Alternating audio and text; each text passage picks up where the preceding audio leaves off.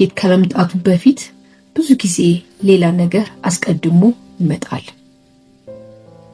ፍርሃት። አንድ ትልቅ ህልም የነበረው ወጣት ነበር። የተሻለ ህይወት መገንባት ይፈልግ ነበር። ነገር ግን ወደፊት ለመራመድ በሞከረ ቁጥር ፍርሃቱ ይገታው ነበር። መውደቅንም ይፈራ ነበር። ስህተት መስራትንም ይፈራ ነበር። ሰዎች ይስቁብኝ ይሁን ብሎ ያስባል።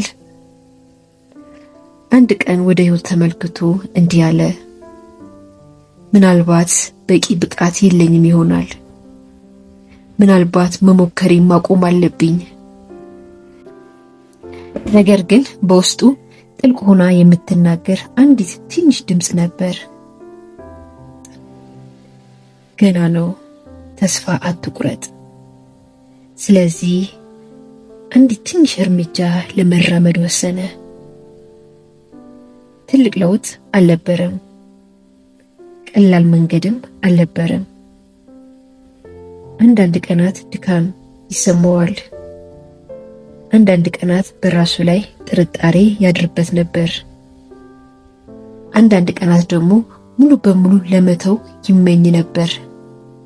ነገር ግን መጓዙን አላቆመም።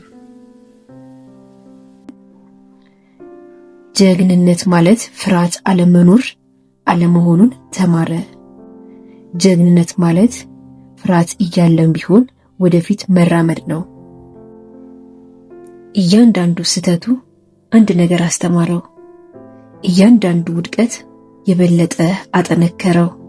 እያንዳንዱ ትንሽ እርምጃ ወደ ህልሙ አቀረበው። ከዚያም ከረጅም ጊዜ በኋላ አንድ ነገር ተቀየረ። ያ በአንድ ወቅት ተስፋ ሊቆርጥ ፈልጎ የነበረ ሰው አሁን አልሞት ወደ ነበረው ቦታ ደረሰ። ስኬቱንም ገነባ፣ ግቡንም አሳካ። እንዲሁም አንድ ትልቅ ነገር ተረዳ። ሲሸሽ የነበረው ፍርሃት በእርግጥም አልፎ መሄድ የነበረበት በር እንደነበረ ተገነዘበ። ወዳጄ፣ ዛሬ ፍርሃት ከተሰማ ይህንን አስብ። ፍርሃት ሁል ጊዜ የማቆሚያ ምልክት አይደለም።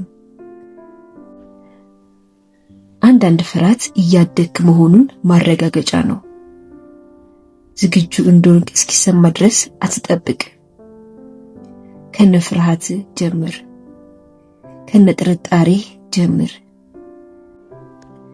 በአንድ ትንሽ እርምጃ ጀምር። ምክንያቱም አንድ ቀን ወደ ኋላ ተመልሰ ስታይ ባለማቆም ራስን ታመሰግናለህ። ስለዚህ ፍርሃት ቁም ሲል ሄዳለሁ ብለህ አድክመው። ጉዞህን ቀጥል። ታሪክ ገና አልተጠናቀቀም።